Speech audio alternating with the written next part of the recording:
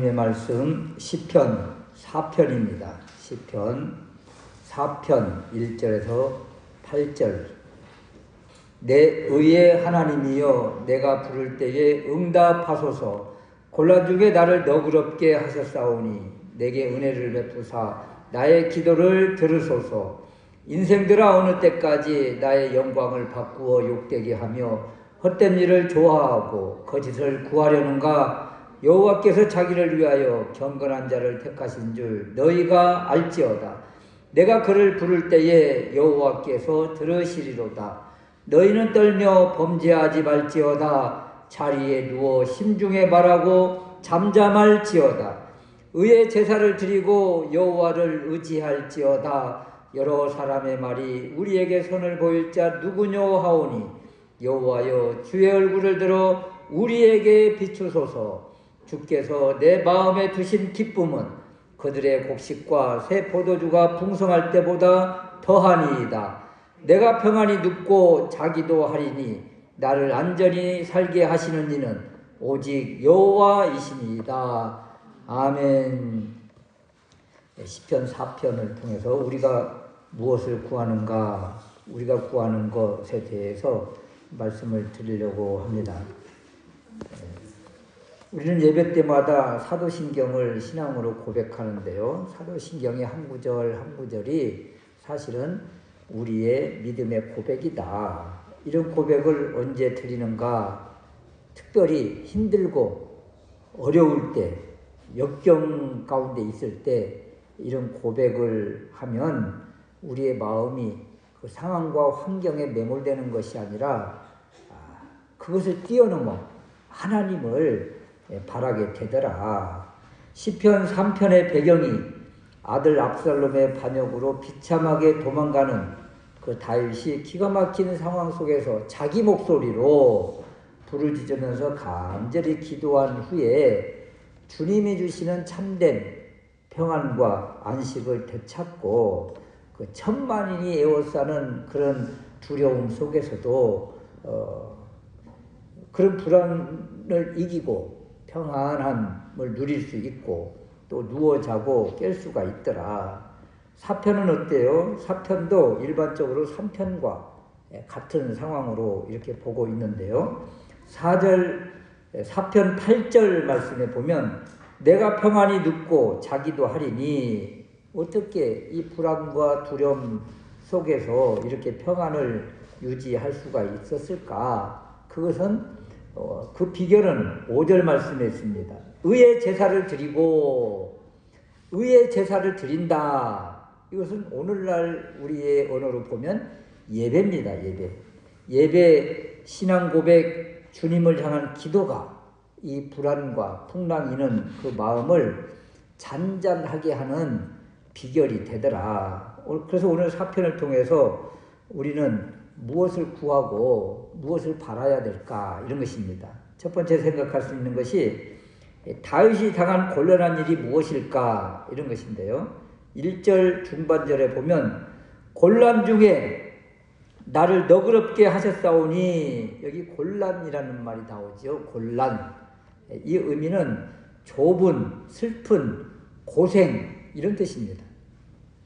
상황도 좁은 협곡 같고 마음도 이렇게 오므라지는 이런 상태.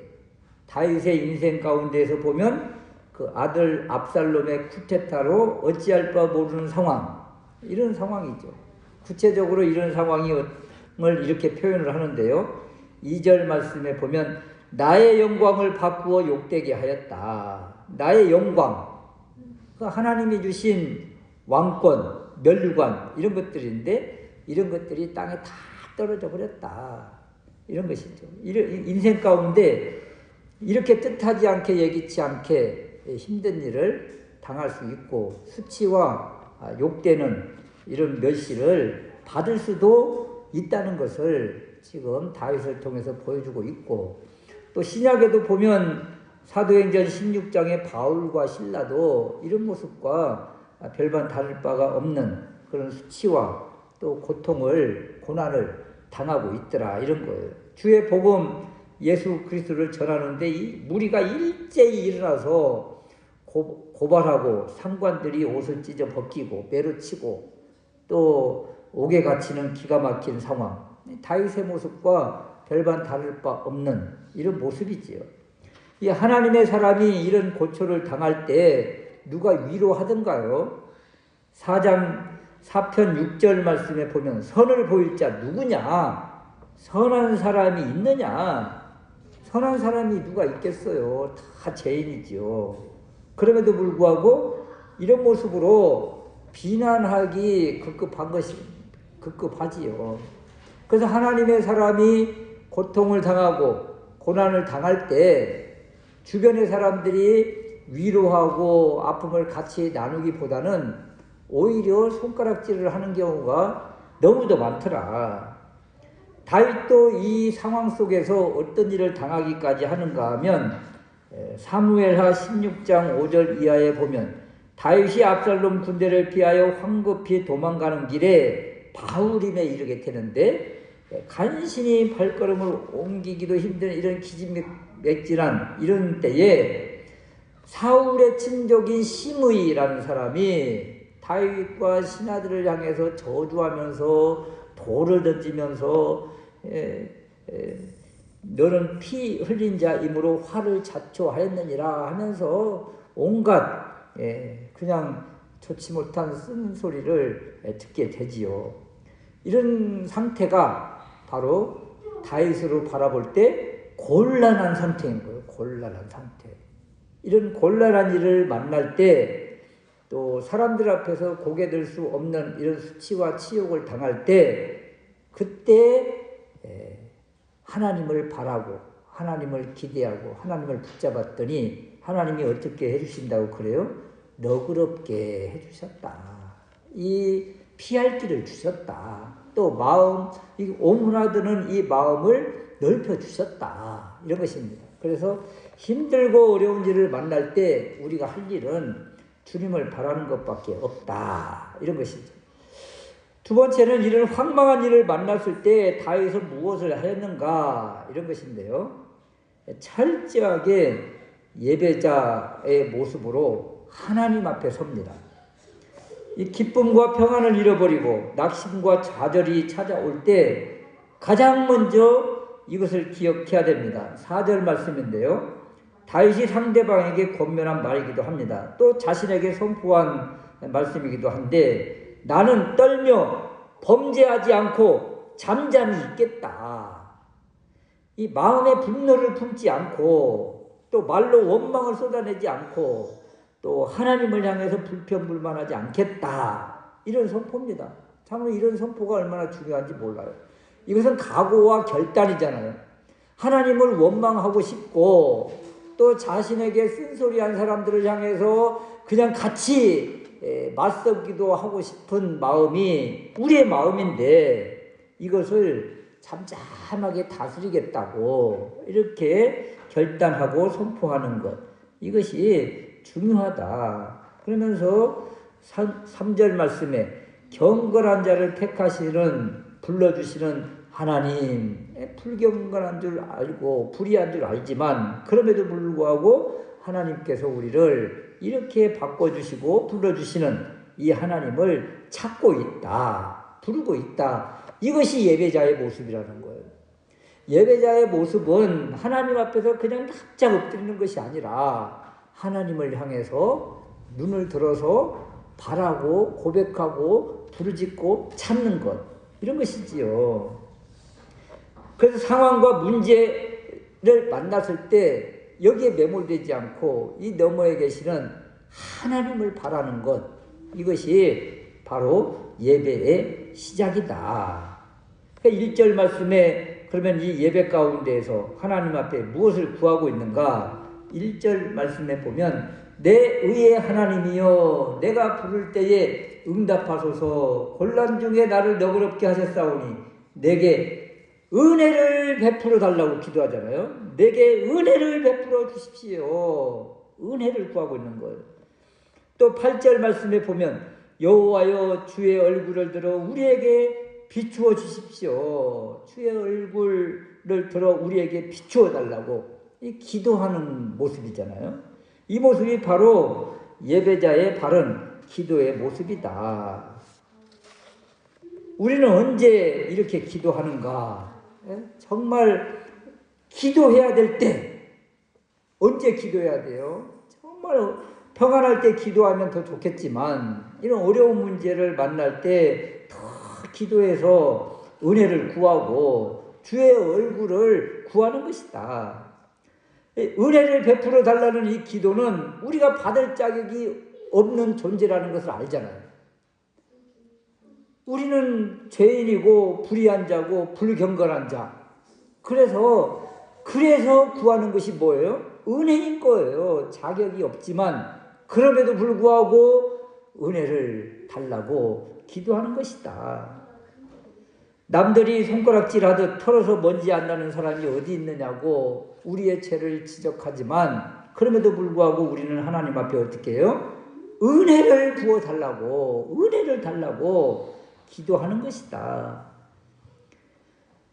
다윗도 이렇게 은혜를 달라고 간절히 기도하면서 나아갔더니 하나님이 회복의 은혜를 주시더라. 또 머리를 들어주시더라. 떨어진 왕관을 다시 씌워주시더라. 바울과 실라는 어때요? 예배자로 하나님을 찬송하니까 옥문이 열리는 은혜가 있더라. 이것이 바로 하나님의 은혜예요. 은혜. 사람 힘으로 할 수 없는 것, 내 힘으로 헤쳐나갈 수 없는 것, 그것을 해주시는 분이 하나님이시고 이것을 우리는 뭐라고 하는가? 은혜라고 하는 거예요. 은혜. 또 이 다윗이 기도하는 것이 무엇입니까? 주의 얼굴을 들어 비추어 달라고 기도하잖아요. 주의 얼굴을 들어 비추어 달라. 얼굴을 나에게 비추어 달라는 이야기는 나를 외면하지 말고 나를 바라봐 달라는 그런 메시지, 그런 기도 아닙니까? 하나님이 언제 뒤돌아설까요? 하나님이 언제 우리를 외면하실까요? 우리가 죄악 가운데 빠져서 그 죄악에 집중할 때 하나님을 뒤로하고 하나님을 멀리하고 세상과 가까이 할 때 그때 하나님이 외면하시죠. 그러나 우리가 의롭지 않고 불경건하지만 그럼에도 불구하고 하나님을 바라고 하나님을 구하면 은혜를 구하면 하나님은 우리에게 얼굴빛을 비추어 주신다. 여러분 하나님의 얼굴빛이 어때요? 한마디로 빛 아닙니까? 빛. 얼굴빛을 비추어 주시면 어둠이 떠나가는 것이잖아요. 문제가 떠나가는 것이잖아요. 이 땅에 우리 주님이 빛으로 오셨고 그 빛을 참빛이라고 하셨잖아요. 이 빛이 옴으로 인해서 사망의 그 어두운 그늘이 다 물러간 것 아니겠습니까? 그래서 빛을 구하는 거예요. 주의 빛, 주의 영광을 구할 때 어둠과 흑암은 물러가고 하나님 앞에 바른 모습, 우리가 드러날 수 있다. 이것이 바로 주님의 은혜, 주의 영광을 누리는 우리의 모습이다. 흑암, 어둠, 문제, 질병 떠나가고 주님이 주신 참된 안식이 임하게 되는 것이다. 그래서 다윗은 은혜를 베풀어 달라고 주의 얼굴빛을 비추어 달라고 간절히 기도하고 있다. 우리는 무엇을 구합니까? 이것을 구해야 되는 거예요. 어떤 부귀영화를 구하는 것이 아니라 은혜를 달라고 그리고 주의 얼굴빛을 비추어 달라고 간절히 기도하는 것. 다윗의 기도 제목이 바로 우리의 기도 제목이 되어야 되겠다. 세 번째는 예배 성공자, 이렇게 기도하는 기도의 용사에게 하나님이 주신 복이 무엇인가? 7절 말씀에 보면 내 마음의 기쁨을 주신다. 이 성령의 열매 가운데 하나가 희락이 있잖아요. 또 로마서 14장 17절 말씀에 보면 하나님의 나라는 먹는 것과 마시는 것이 아니요 오직 성령 안에서 의와 평강과 희락이다. 이 희락과 기쁨이 충만하게 되는 것입니다. 희락과 기쁨 무엇입니까? 마음속에 평안함과 마음의 웃음, 화평 이런 것이죠. 이 기쁨이 얼마나 큰지 여기 표현해 주고 있는데, 주님이 주신 기쁨은 곡식과 새 포도주가 풍성할 때보다 더 큰 기쁨이다. 여러분, 언제 우리가 기쁨이 있어요? 여기 곡식과 새 포도주가 풍성하다. 이것은 타작마당의 모습 아닙니까? 이 최고의 기쁨이 추수의 기쁨인데, 이 추수의 기쁨보다 더 큰 기쁨, 이것이 바로 하나님이 주시는 기쁨이다. 그래서 이 기쁨이 임하면 고난과 고통을 다 잊어버리는 거예요. 여러분, 고난과 고통이 있을 때 우리가 찡그러지고 힘들고 아파하잖아요. 이것과 반대가 뭐예요? 웃음과 기쁨이잖아요. 그래서 웃음과 기쁨은 이 고난과 고통을 그냥 초월해버리는 그런 능력이다. 이 능력을 주시는 것입니다. 그리고 8절 말씀에 내가 평안히 눕고 자기도 하리니, 이 3편 5절에서 주었던 내가 누워 자고 깨었으니, 이것과 똑같은 모습이죠. 그래서 3편 5절에서는 내가 누워 자고 깨었으니, 이 잠을 자고 이제 아침을 맞이하는 이런 모습이라면, 오늘 4편 8절에서는 내가 평안히 눕고 자기도 하리니, 이제 하루 지나고 하루 이제 잠을 자려고 하는 그런 모습이잖아요. 이 평안한 또 잠을 주실 것이라는 그 믿음을 가지고 나아가면, 이제 3편 5절 말씀처럼 내가 누워 자고 깨었으니, 평안한 가운데 잠을 깨고 또 평안한 가운데 잠을 청하는 이러한 모습, 이 모습이 바로 예배 성공자에게 주시는 하나님의 선물이라.